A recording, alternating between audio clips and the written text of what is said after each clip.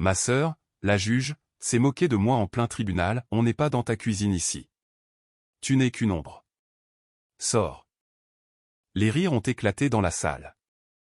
Mais ils ne savaient pas qui j'étais vraiment. J'ai baissé la tête et j'ai murmuré. Bonjour. Mon nom est Rowena. Ma propre sœur juge s'est moquée de moi devant tout le monde.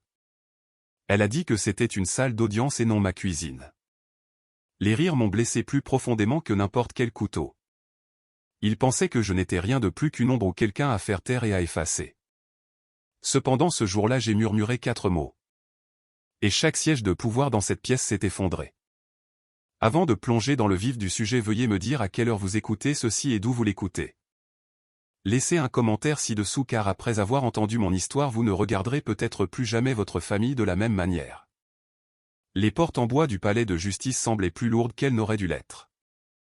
Je les ai poussées pour entrer dans le grand couloir où le bourdonnement des voix et le bruissement des papiers résonnaient contre les hauts plafonds. Mes chaussures claquaient doucement sur le sol poli. Le son fut presque instantanément englouti par le poids des regards. Les officiers près des détecteurs de métaux se sont arrêtés pour me regarder comme si je n'étais pas à ma place.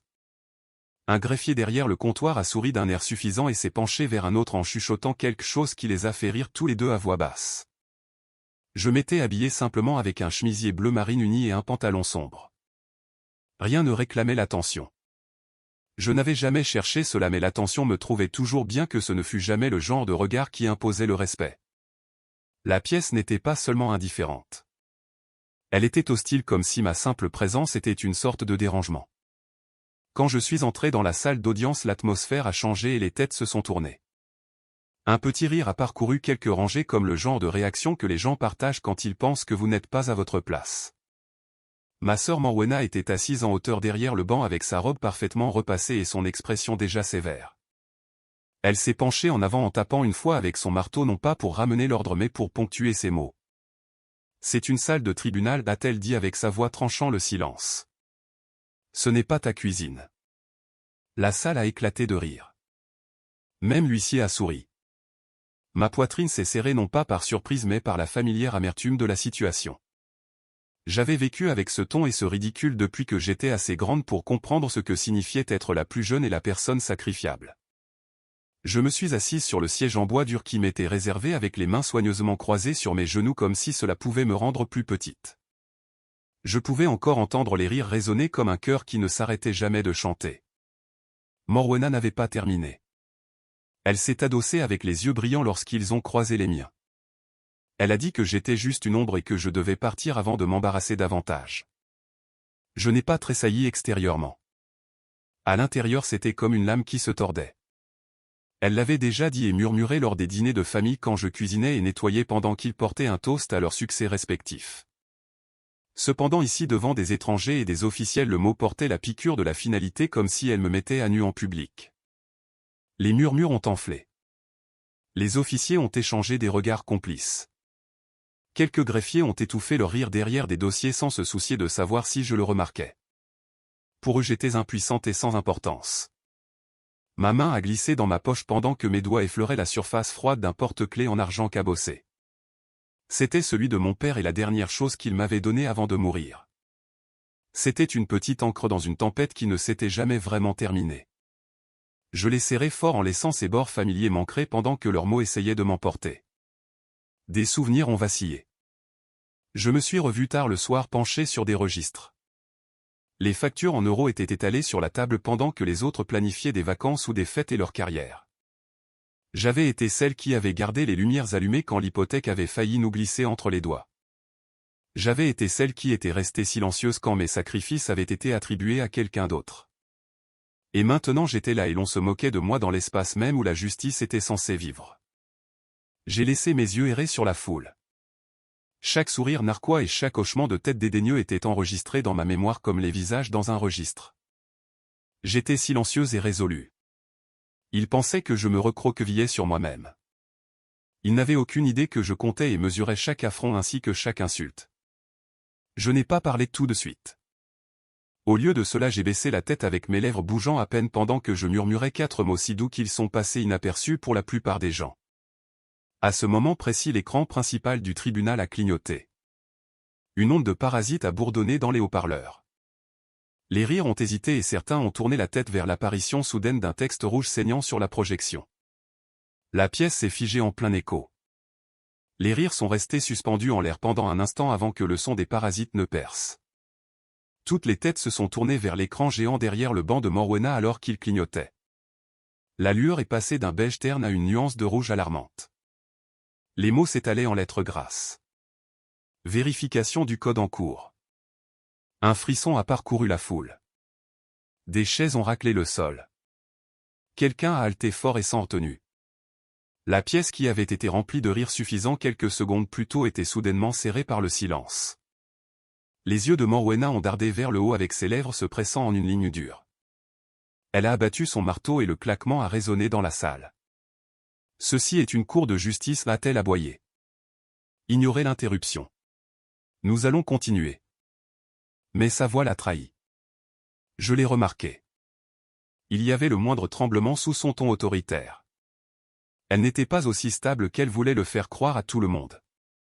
Je suis resté immobile avec mes mains calmement croisées sur la table. À l'intérieur mon pouls battait dans mes oreilles mais extérieurement j'étais calme. J'avais été humilié et rabaissé en étant traité d'ombre. Cette piqûre était toujours là et aussi vive que jamais. Mais maintenant je pouvais voir la peur commencer à se dessiner sur leur visage. Le greffier le plus proche de moi s'est penché vers un autre en marmonnant juste assez fort. Il a dit que c'était probablement un dysfonctionnement et que je bluffais car je n'avais pas l'intelligence pour cela. Leurs petits rires moqueurs sont revenus mais plus doucement cette fois-ci comme si eux-mêmes ne croyaient pas totalement à leurs propres mots. Depuis la rangée du fond un jeune homme en uniforme a chuchoté à son compagnon bien que sa voix ait porté juste assez. Il a demandé si c'était un protocole d'urgence nationale. J'ai laissé le commentaire en suspens. Je n'avais pas besoin de répondre. Mon silence avait plus de poids que tout ce que je pouvais dire. J'ai ajusté ma posture en m'asseyant plus droite et mon menton s'est légèrement levé. Chaque mouvement était délibéré et chaque respiration était régulière. L'écran a clignoté à nouveau de manière plus lumineuse cette fois. D'autres mots ont défilé de façon nette et indéniable. Vérification vocale confirmée. Entité protégée. Ne pas interroger. Des halètements ont éclaté. Plusieurs officiers ont bondi de leur siège avec leurs mains se crispant vers leur radio. Le banc du juge ne semblait plus intouchable. La fondation de son autorité s'était fissurée au vu et au su de tous. Le visage de Morwena a pâli. J'avais grandi en la regardant masquer ses émotions de manière impeccable sans jamais laisser un moindre tressaillement la trahir devant une foule. Mais ici pour la première fois je l'ai vue. L'hésitation et le faux pas étaient visibles. Son autorité n'était plus invincible. Les murmures se sont transformés en chuchotements du genre de ceux qui se propagent comme une traînée de poudre. Qu'est-ce que cela signifie, a sifflé une femme. Un autre homme a marmonné les mots entité protégée avec les sourcils froncés par la confusion. J'ai glissé mes doigts dans ma poche et j'ai effleuré à nouveau le porte-clés en argent que mon père m'avait mis dans la main des années auparavant. Il était petit et cabossé par des années d'utilisation mais il manquerait comme rien d'autre. J'ai laissé le métal froid me rappeler les nuits où j'étais resté éveillé seul en tenant ce porte-clés pendant que ma famille célébrait sans moi. À l'époque je m'étais promis qu'un jour l'équilibre changerait. Morwena a frappé son marteau à nouveau et plus fort cette fois. Assez a-t-elle crié mais l'ordre manquait de sa netteté habituelle. C'est un simple dysfonctionnement. Asseyez-vous. Ces mots ont frappé l'air mais ils ne se sont pas installés. Les officiers se sont regardés avec incertitude. Même l'huissier qui souriait tout à leur gardait maintenant les yeux nerveusement rivés sur l'écran. Un greffier essayant de rétablir l'ordre dans la pièce a forcé un rire. Il a dit que ce n'était rien et juste un vieux système qui tombait en panne. Mais sa voix s'est brisée à mi-chemin en trahissant son propre malaise. J'ai finalement levé les yeux non pas pour parler mais juste pour regarder. J'ai laissé mon regard calme balayer la pièce en croisant les visages de ceux qui s'étaient moqués de moi quelques minutes auparavant. Les chuchotements se sont tus. Le pouvoir se trouvait dans le silence. C'était plus lourd que n'importe quelle insulte qu'il m'avait jetée. Puis l'écran a clignoté une fois de plus. Un seau rouge est apparu avec une voix mécanique profonde provenant des haut-parleurs au-dessus de nos têtes. Vérification terminée. Autorisation immédiate. La pièce a sombré dans le chaos. Les officiers se sont précipités pendant que certains pataugeaient avec leur radio et que d'autres restaient figés en plein élan. La foule qui s'était moquée de moi se déplaçait maintenant nerveusement en échangeant des regards inquiets comme si le sol sous eux avait bougé. Morwena a agrippé les bords de son banc avec ses jointures blanches. Elle s'est penchée en avant avec le visage crispé par quelque chose que je n'avais jamais vu chez elle auparavant. C'était de la peur. Sa voix est devenue basse et tremblante malgré ses efforts pour la stabiliser. « Qu'est-ce que tu viens de dire ?» a-t-elle demandé. Je suis resté assise immobile avec mes doigts s'enroulant une fois de plus autour du porte-clés dans ma poche dont le poids manquerait. Lentement j'ai levé la tête pour croiser son regard. J'ai levé les yeux doucement en rencontrant les siens avec une calme certitude. Pour la première fois depuis des années Morwena a tressailli. Elle n'était pas habituée à ce que je la regarde sans peur et sans reculer comme la petite sœur obéissante qui débarrassait son assiette en silence. Sa voix s'est brisée lorsqu'elle a répété sa question pour me demander de parler plus fort et de répéter ce que j'avais dit. La salle s'est penchée en avant pour être tout oui. Je ne lui ai pas répondu tout de suite. Au lieu de cela j'ai lissé ma jupe de manière stable et délibérée puis j'ai jeté un coup d'œil à l'écran géant qui nous surplombait. La lueur rouge palpitante portait les mots qui avaient fait taire les rires. Ne pas interroger.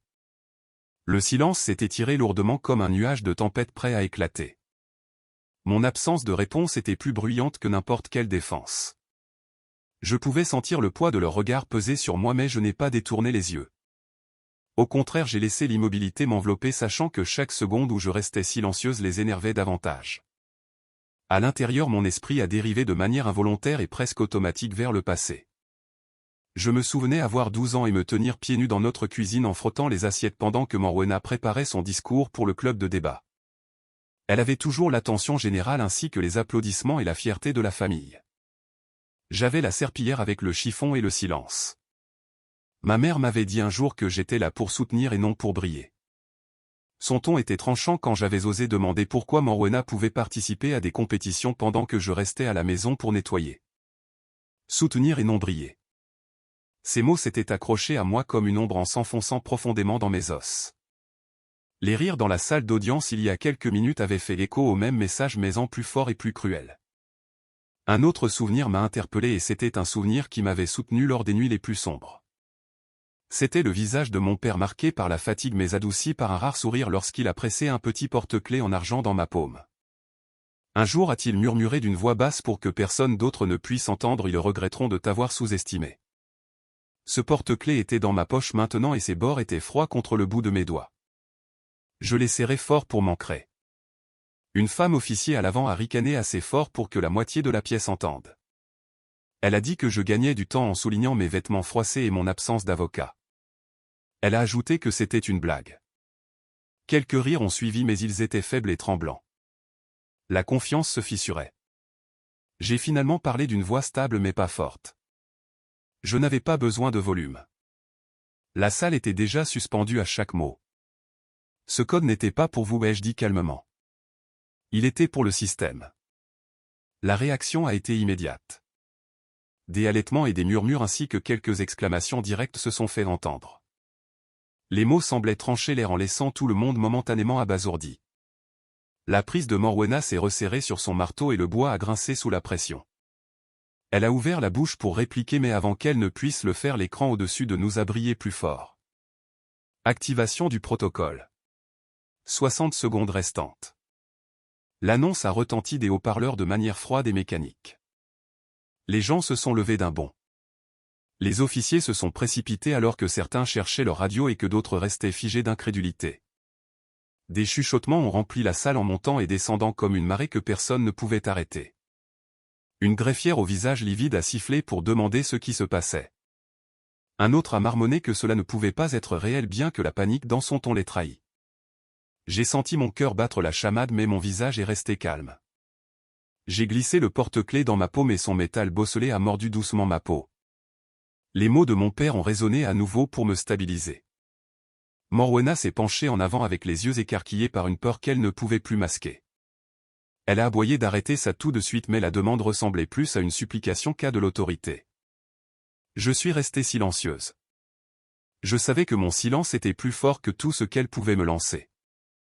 Le compte à rebours sur l'écran défilait avec chaque seconde clignotant en cramoisi. 59. 58. Les murmures se sont transformés en chuchotements frénétiques. Un homme au deuxième rang a chuchoté à la femme à côté de lui en disant que si ce code était réel. Il s'est interrompu mais son visage pâle a terminé la phrase pour lui. À l'avant, un colonel a bougé sur son siège avec la mâchoire serrée et sa voix est devenue un chuchotement aigu pour l'officier à côté de lui. Il a dit que si ce code était réel, ils étaient dans le pétrin. Les mots se sont répandus comme un vent froid à travers la pièce. Et pour la première fois, je n'étais plus l'ombre. Il l'était. Les chiffres continuaient de descendre et la lueur s'intensifiait à chaque battement. La lueur de l'écran est devenue d'un rouge profond alors que les dernières secondes s'écoulaient. Je pouvais sentir toute la pièce retenir son souffle pendant que chaque regard passait du compte à rebours à moi. La lueur a peint chaque visage d'une nuance de rouge en exposant les fissures dans leur confiance. À ce moment-là même, la salle d'audience lambrissée de bois qui est si souvent un symbole de contrôle et de loi ressemblait à un décor de théâtre prêt à s'effondrer. Puis une voix a percé le silence pour annoncer que ce n'était pas un exercice. Le colonel s'est levé brusquement avec une posture raide bien que sa voix ait trahi quelque chose que je n'aurais jamais pensé entendre d'un homme comme lui. C'était de la peur. Elle a légèrement vacillé mais c'était suffisant. Des chuchotements ont tombé en cascade sur les rangées d'uniformes. Les officiers même qui s'étaient moqués de moi quelques instants plus tôt bougeaient maintenant inconfortablement en échangeant des regards nerveux. Certains jouaient avec leur ceinture et d'autres s'accrochaient à leur radio comme à des bouées de sauvetage. Morwena a frappé son marteau avec un son aigu mais creux. Elle a ordonné de s'asseoir en aboyant que je bluffais bien que ses propres yeux aient trahi le tremblement de son calme. Ses joues ont rougi et sa main a très légèrement tremblé en agrippant à nouveau le marteau. Depuis la galerie d'observation au-dessus, une voix a retenti en imposant encore plus d'attention que la sienne. Un membre du Congrès reconnaissable aux informations s'est penché sur la balustrade avec son poing frappant le bureau devant lui. Il a crié que si je disais la vérité, ils étaient compromis et qu'il fallait faire quelque chose. Son ton était féroce et urgent en portant le poids de la politique et du pouvoir. La panique a doublé instantanément. La galerie a éclaté en bavardage. Certains ont crié pour demander l'ordre. D'autres se sont précipités pour passer des appels. L'atmosphère n'appartenait plus à Morwena. Elle appartenait à la peur. Pendant tout ce temps, je suis restée assise. Mon dos s'est redressé et mes mains se sont croisées avec mon silence stable comme la pierre. J'ai attendu que le bruit atteigne son paroxysme puis j'ai parlé doucement avec mes mots traversant le chaos comme un couteau. J'ai dit que je les avais prévenus. J'ai ajouté que le système n'oubliait jamais. La pièce s'est figée à nouveau. Le colonel s'est tourné brusquement vers moi avec la mâchoire serrée. Les lèvres de Morwena se sont écartées comme pour parler mais aucun son n'est sorti. De l'autre côté, un officier a laissé échapper un rire aigu et tremblant. Il a crié que j'étais une fraude et qu'il fallait me regarder avec mes vêtements simples et sans avocat ni rien d'autre. Il a ajouté qu'ils perdaient tous la tête pour rien. Mais sa défiance n'est pas allée bien loin. D'autres se sont penchés les uns vers les autres avec des chuchotements teintés d'effroi. Quelqu'un a marmonné qu'il en avait entendu parler et que c'était le programme de la voix clé. Il a ajouté qu'ils avaient dit qu'il avait été dissous il y a des années. Un autre a secoué la tête rapidement. Il a dit que c'était le cas officiellement mais que si c'était vraiment ça les choses étaient différentes. Ses yeux ont glissé vers moi avec un visage pâle. Le jeune soldat de tout à l'heure qui avait chuchoté lors de l'apparition du premier code était maintenant assis de manière rigide avec les yeux écarquillés. Il a murmuré pour lui-même que j'étais réel comme si l'admettre à voix haute pouvait tout changer. Le compte à rebours s'est terminé. L'écran a clignoté une dernière fois en baignant la salle d'une lumière rouge sang. Voix confirmée. Opération des airs rouges suspendus. Des halètements ont rempli l'air. Certains officiers ont trébuché pour retourner à leur siège. Plusieurs ont agrippé leur radio pour appeler frénétiquement leur supérieur. Des papiers ont volté sur le sol alors que les greffiers se précipitaient avec leurs visages vidés de toutes couleurs. Le marteau de Morwena a glissé de sa main pour s'écraser contre le banc avec un écho creux. Elle a agrippé le bord du bureau comme si cela pouvait la stabiliser mais je pouvais voir ses jointures blanchir et sa confiance s'effilocher fil par fil. Pendant tout ce temps ma main est restée dans ma poche avec les doigts recroquevillés fermement autour du porte-clés en argent cabossé. Son poids était faible mais il manquerait plus fermement que tout autre objet dans la pièce. Les mots de mon père ont murmuré en moi comme portés par le bourdonnement du système qui clignotait encore au-dessus. Un jour ils regretteront de t'avoir sous-estimé. Morwena s'est penchée en avant avec le visage vidé de sa couleur autoritaire habituelle et sa voix n'était plus tranchante mais basse. Elle était venimeuse et presque suppliante. Elle m'a demandé ce que j'avais fait. J'ai levé le menton pour la première fois ce jour-là et le silence a semblé plus lourd que n'importe quel coup de marteau. La salle d'audience bourdonnait comme une ruche dérangée et chaque recoin était animé par des murmures ainsi que la vibration brutale des téléphones et le bruissement frénétique des papiers. Le membre du Congrès a épongé son front avec un mouchoir pendant que les officiers se penchaient les uns vers les autres dans des chuchotements nerveux. Je suis resté parfaitement immobile et extérieurement calme. Mais à l'intérieur mon cœur battait si fort que je me demandais si quelqu'un pouvait l'entendre. La lueur cramoisie s'était estompée. Pourtant le poids qu'elle avait laissé persistait dans chaque regard jeté dans ma direction. Une part de moi voulait se lever et sortir pour les laisser mariner dans leur confusion. J'imaginais m'éclipser discrètement pour les laisser se demander si j'avais vraiment détenu le pouvoir ou simplement joué un bluff. Une voix en moi a murmuré que je devrais peut-être simplement partir. Cette voix a ajouté qu'ils croiraient ce qu'ils voudraient et cela peu importe ce que je leur montrerais. Mais ensuite mes doigts ont trouvé le porte-clés en argent dans ma poche. Ses bords usés se sont pressés dans ma paume en m'ancrant d'une manière que les mots ne pourraient jamais faire. La voix de mon père qui était stable et inébranlable même dans le souvenir a rempli mon esprit. Un jour ils regretteront de t'avoir sous-estimé. J'ai pris une lente inspiration et je suis resté assise. De l'autre côté du banc Morwena s'est penchée en avant avec le visage crispé et les yeux tranchants comme du verre. Elle a craché sa question pour savoir si je pensais que des codes allaient me sauver. Elle a ajouté que je n'étais rien d'autre qu'une petite sœur amère qui s'accrochait à des contes de fées. Les mots ont tranché plus profondément que je ne voulais l'admettre. Elle savait exactement où frapper. Toute ma vie j'avais été l'ombre de son éclat. J'étais celle à qui on disait de nettoyer pendant qu'elle acceptait les louanges. Il disait toujours de soutenir et de ne pas briller. C'était un scénario que j'avais vécu pendant des décennies. L'entendre maintenant de ses lèvres devant toute cette salle d'audience a failli me faire plier. Le porte-clés a mordu dans ma paume comme pour m'exhorter à rester stable. Pourtant pendant un instant fugace l'envie de me lever et de partir a presque gagné. Ma gorge s'est serrée et mon corps était lourd de la même exhaustion que j'avais portée pendant des années à être effacé. Puis une voix a porté au-dessus des murmures. Une jeune greffière debout près de la galerie a marmonné juste assez fort pour être entendue que les femmes comme moi devraient simplement rester dans la cuisine. Le rire qui a suivi était petit mais tranchant comme un poignard qui se tord. J'ai légèrement tourné la tête et j'ai aperçu le jeune soldat qui avait parlé plus tôt. Ses yeux étaient fixés sur moi sans moquerie ni ricanement mais ils étaient chercheurs et nerveux ainsi que pleins d'attente. Et en lui je me suis vu à 18 ans quand j'étais effrayé et ignoré en espérant que quelqu'un se lèverait. Si je partais maintenant je ne ferais pas que me trahir moi-même. Je lui enseignerais à lui et à tous ceux qui regardaient que le silence était la seule réponse. Je me suis redressé sur mon siège pendant que ma main glissait dans mon sac. Lentement et délibérément j'ai retiré une enveloppe scellée. Son seau de cire brillait faiblement sous les lumières du plafond et son empreinte était indubitable. Je me suis levé et j'ai avancé avec tous les regards fixés sur moi. L'air a changé et s'est chargé d'anticipation. J'ai posé l'enveloppe sur le banc du juge à quelques centimètres du marteau de Morwena. Mes mouvements étaient stables bien qu'à l'intérieur ma poitrine brûlât d'adrénaline. Le membre du Congrès s'est tellement penché en avant que sa chaise a gémi. La mâchoire du colonel s'est serrée fort et son regard est passé brusquement du seau à mon visage. La main de Morwena a tremblé là où elle a grippé le marteau. Elle a essayé de sourire avec mépris mais l'expression a vacillé. La confiance qu'elle portait comme une armure était maintenant criblée de fissures. J'ai dit qu'elle voulait des preuves. Ma voix était basse mais elle portait à travers la salle en faisant taire chaque murmure. Je reculai légèrement en croisant son regard sans tressaillir. J'ai ordonné de le lire. L'enveloppe reposait là entre nous avec son poids bien plus grand que le papier et la cire.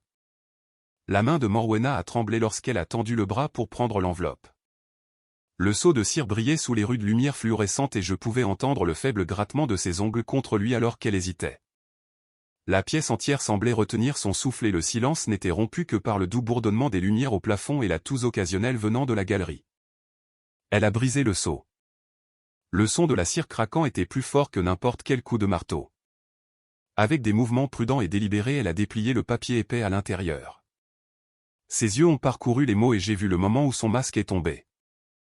Sa mâchoire s'est relâchée et ses lèvres se sont écartées puis sa voix qui était habituellement ferme et autoritaire a vacillé. Elle a dit que cela portait la signature du commandant suprême. La réaction a été instantanée. Des halètements ont parcouru la foule de manière vive et surprise. Les personnes qui m'avaient souri d'un air suffisant quelques instants auparavant étaient maintenant assises bien droites. Certains ont tendu le cou pour apercevoir le document. D'autres chuchotaient fiévreusement avec leurs mots teintés d'incrédulité. Un colonel assis près de l'avant s'est levé d'un bond. Il a dit que ce programme avait été terminé il y a des années. Sa voix s'est brisée avec quelque chose que je n'avais jamais entendu chez des hommes comme lui auparavant. C'était la panique. Le membre du Congrès a frappé son poing sur la rampe en bois si fort que le son a résonné sur les murs de marbre. Il a crié que c'était falsifié et que je les manipulais. Son visage a rougi en cramoisi. Des perles de sueur brillaient sur ses tempes. Les greffiers à leur bureau se sont penchés sur leurs ordinateurs portables avec leurs doigts volants sur les claviers. J'ai remarqué que certains effaçaient des transcriptions déjà tapées en étant désespérés de se distancer de ce qui se déroulait. Pendant tout ce temps je suis resté immobile. Je n'ai pas souri. Je n'ai pas exulté. J'ai simplement croisé les mains sur mes genoux et j'ai dit doucement que cela se réactivait seulement lorsque la voix légitime le prononçait. Les mots ont atterri lourdement en roulant dans l'air comme des pierres frappant une eau calme. Chaque chuchotement a semblé s'arrêter d'un coup. Je pouvais sentir le poids de leur regard peser sur moi en cherchant des fissures ou des faiblesses ou encore quelque chose à utiliser contre moi. Morwena a claqué le papier sur le banc avec sa voix claquant comme un fouet. Elle a déclaré que cela ne m'absolvait pas. Elle a ajouté que j'avais détruit des fichiers classifiés et que j'étais toujours coupable. Son ton était tranchant mais le désespoir en dessous sonnait clair. Pour la première fois j'ai vu la peur vaciller derrière ses yeux. La foule s'est déplacée mal à l'aise et incertaine de devoir s'accrocher à son autorité ou croire le document entre ses mains. Puis l'écran géant derrière elle a clignoté à nouveau. Un texte rouge vif a rempli la pièce. Opération désert rouge terminée. Tout le personnel doit se tenir prêt pour le compte-rendu. Le son des téléphones bourdonnants a suivi immédiatement en vibrant dans les poches ou sur les tables et dans des mains tremblantes. J'ai regardé le colonel jeter un coup d'œil à son propre écran avec son visage se vidant de ses couleurs. Plusieurs responsables de haut rang autour de lui ont fait de même avec leurs bouches se serrant et leurs doigts volants pendant qu'ils tapaient des messages frénétiques à leurs supérieurs. Des carrières que je connaissais s'effondraient en temps réel. J'ai baissé les yeux brièvement en brossant mon pouce sur les rainures usées du porte-clés en argent caché dans ma poche. Son poids familier a stabilisé ma main en me rappelant que je ne me tenais pas la seule. Morwena est tentaculée mais pas vaincue s'est penchée en avant avec ses mots dégoulinants de venin. Elle m'a traité de pathétique. Elle a ajouté que j'avais dû me cacher derrière des codes et des mots d'homme mort parce que je n'avais jamais rien construit par moi-même. Ces insultes ont tranché dans la partie la plus à vif de moi-même. Les années passées à m'entendre dire que je n'étais rien de plus qu'une ombre et que je ne serais jamais assez bien sans le nom de quelqu'un d'autre derrière moi sont remontées. L'espace d'un battement de cœur cela a piqué.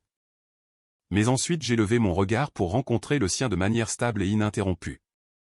Je me suis levé lentement avec ma voix calme mais ferme qui portait à travers la salle d'audience comme de l'acier enveloppé de velours. J'ai dit que je n'étais pas venu ici pour la détruire. J'ai ajouté qu'elle s'était détruite elle-même. Le silence qui a suivi était plus lourd que la pierre avec chaque regard passant de l'une à l'autre en attendant le prochain coup.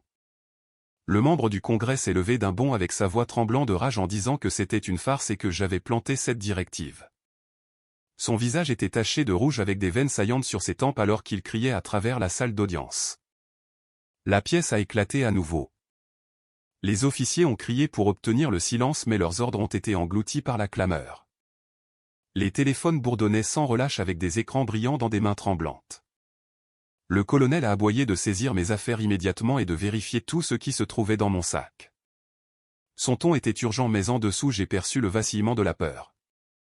2 officiers se sont avancés vers moi avec leurs expressions coincées quelque part entre le devoir et le doute. Je suis resté parfaitement immobile en les regardant approcher. Je n'ai pas tressailli et je n'ai pas levé les mains sur la défensive. Au lieu de cela j'ai parlé doucement avec chaque mot mesuré et calme. J'ai dit que tout ce qu'ils cherchaient était déjà enregistré. Mon calme a semblé les déstabiliser plus que n'importe quel cri ou lutte n'aurait pu le faire. Ils se sont arrêtés en plein élan en échangeant des regards comme s'ils se demandaient s'ils étaient sur le point de s'engager dans quelque chose de bien plus grand qu'eux. Depuis le banc Morwena s'est penché en avant avec les lèvres se courbant en un sourire narquois et sa voix a tranché le vacarme de manière aiguë et moqueuse. Elle a demandé si je pensais que ce morceau de papier changeait qui j'étais. Elle a ajouté que j'étais toujours la petite sœur qui cuisinait pendant qu'elle conquérait. Ces mots ont frappé comme une lame glissant dans une vieille cicatrice. J'ai senti la piqûre de souvenirs que j'avais passé des années à essayer d'enterrer. C'étaient les dîners de Thanksgiving où je m'asseyais au bout de la table pour verser la sauce pendant que Morwenna faisait des discours sur ses succès. C'étaient les anniversaires où mon nom était à peine mentionné. C'étaient les moments où elle se tenait sous les projecteurs pendant que je nettoyais discrètement le désordre par la suite. J'ai pris une inspiration pour me stabiliser. Dans mon esprit j'ai entendu le refrain amer de ma vie. J'avais vécu dans leur ombre si longtemps qu'il me prenait pour une partie du mur. La voix du membre du Congrès s'est brisée lorsqu'il a crié à nouveau.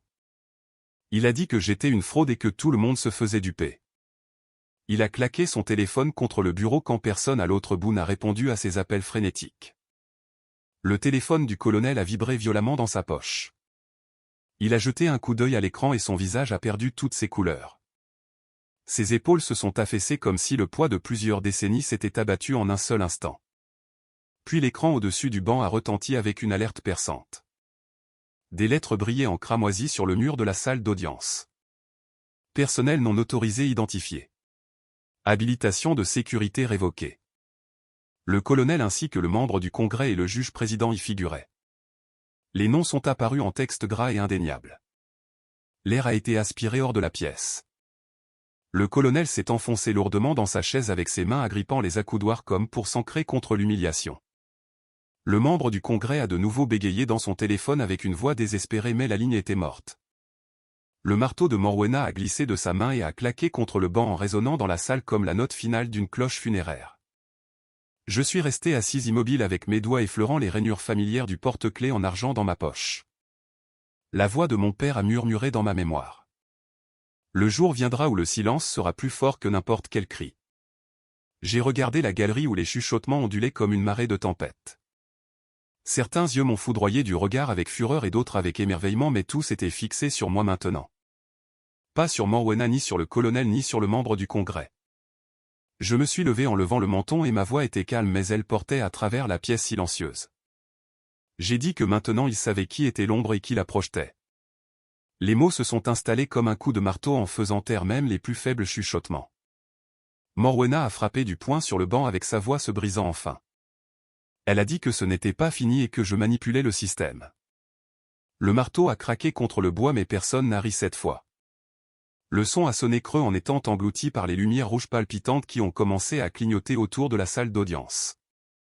L'écran au-dessus du banc a changé et des lettres ont brillé sur sa surface.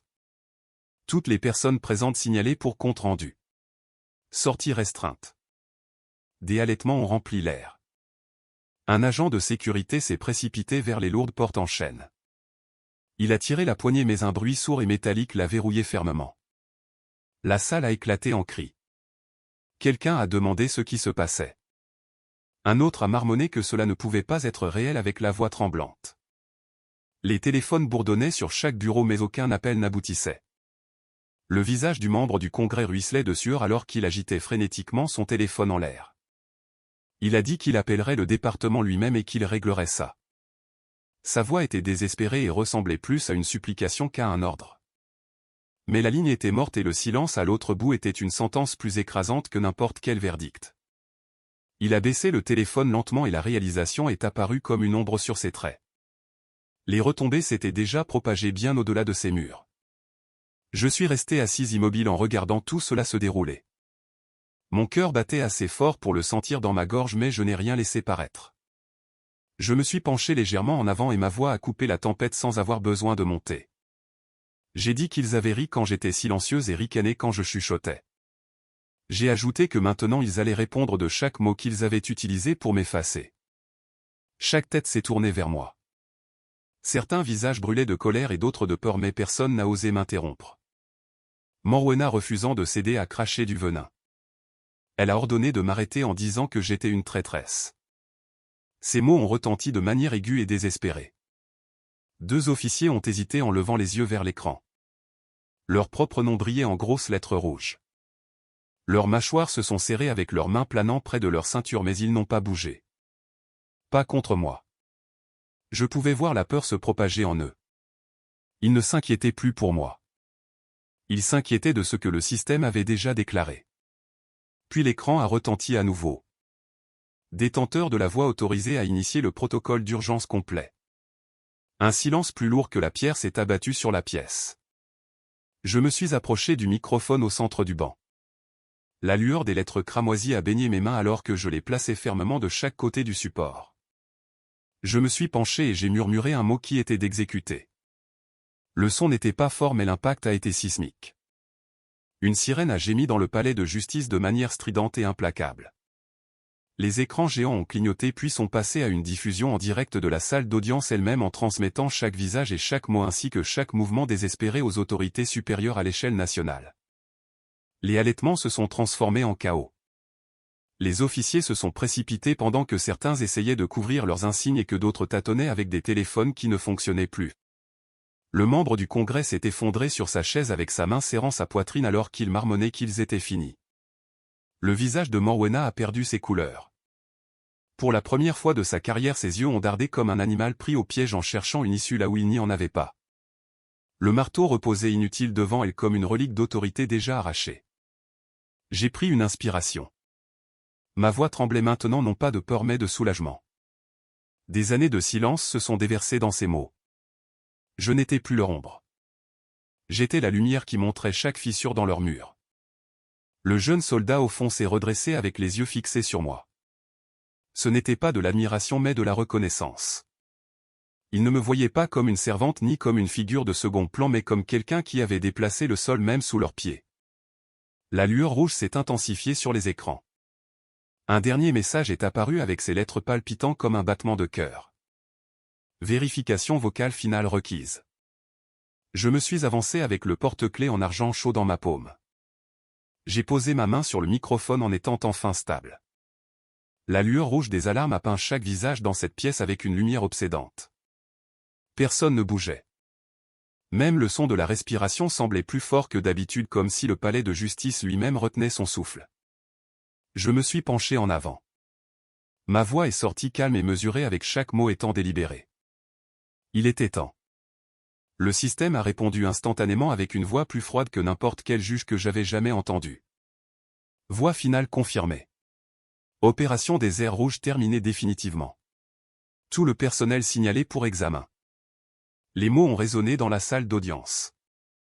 Je les ai vus se propager sur eux comme une vague. C'était de l'incrédulité puis de la terreur. Le téléphone du membre du Congrès a vibré en premier. Il s'en est emparé avec son visage blêmissant alors que ligne après ligne de texte accablant défilait sur son écran. Ses liens avec des entrepreneurs de la défense ainsi que les paiements en euros et les pots de vin ou les comptes cachés étaient tous divulgués en temps réel. Il a tâtonné en murmurant que cela ne pouvait pas être possible. Il a fait tomber le téléphone sur le banc avec des mains tremblant si violemment qu'il n'a pas pu le ramasser. Le colonel à côté de lui s'est affaissé dans sa chaise en fixant son propre téléphone alors que les mots indiquant que l'habilitation était révoquée avec effet immédiat clignotaient encore et encore. Le pouvoir s'est vidé de son expression. Il ressemblait moins à un officier décoré et plus à un homme regardant sa vie brûler en silence. Puis ce fut le tour de Morwena et son nom a rempli le grand écran en gras et de manière indéniable. À côté de son nom il y avait écrit qu'elle était suspendue dans l'attente d'une enquête. Des halètements ont balayé la salle d'audience comme une expiration collective d'incrédulité. Morwena a agrippé le banc comme si s'y accrocher pouvait arrêter ce qui était déjà fait. Elle a crié que je ne pouvais pas l'effacer et sa voix s'est brisée. Elle a ajouté qu'elle avait construit cela et que ce tribunal fonctionnait grâce à elle. J'ai croisé son regard de manière stable et sans broncher. Je lui ai répondu qu'elle l'avait construit sur mon silence et que j'avais fini de me taire. Pendant un moment aucune de nous n'a bougé. La lumière rouge a clignoté sur son visage pâle. Je pouvais voir la panique et le déni ainsi que la fureur. Mais en dessous de tout cela j'ai vu la vérité s'installer. Elle avait perdu. J'ai plongé la main dans ma poche et j'ai sorti le porte-clés en argent. C'était le cadeau de mon père. Je l'ai posé doucement sur le banc devant elle. Le son du métal touchant le bois était faible mais il a traversé la pièce comme le tonnerre. Je lui ai dit doucement qu'elle avait oublié qui j'étais mais que je ne l'avais jamais oublié. Le jeune soldat au fond s'est penché vers son ami avec sa voix à peine au-dessus d'un murmure mais assez clair pour porter. Il a dit que je n'étais pas seulement responsable de la logistique. Ses yeux se sont verrouillés sur moi en étant écarquillés et certains. Et sur son visage j'ai vu le reflet de ce que j'avais toujours été. Je n'avais jamais été faible ni invisible mais juste non remarqué. Je n'avais pas besoin d'applaudissements. Je n'avais pas besoin de reconnaissance. Mais à ce moment-là j'ai su que la vérité avait parlé plus fort que des années de leur rire. 2 agents silencieux en costume sombre sont apparus à mes côtés. Ils ne m'ont pas attrapé ni bousculé. Ils ont simplement marché avec moi vers les portes qui étaient maintenant déverrouillées. En passant, je n'ai pas regardé en arrière. L'air de la nuit à l'extérieur semblait plus frais et plus libre. Au moment où je suis rentré chez moi, le soleil était descendu bas en peignant le ciel avec des traînées d'un orange profond. Je me suis versé un verre d'eau pendant que le poids de la journée s'installait. Mon mari a tendu la main vers la mienne en effleurant mes doigts sans dire un mot. Je n'avais pas besoin qu'il dise quoi que ce soit.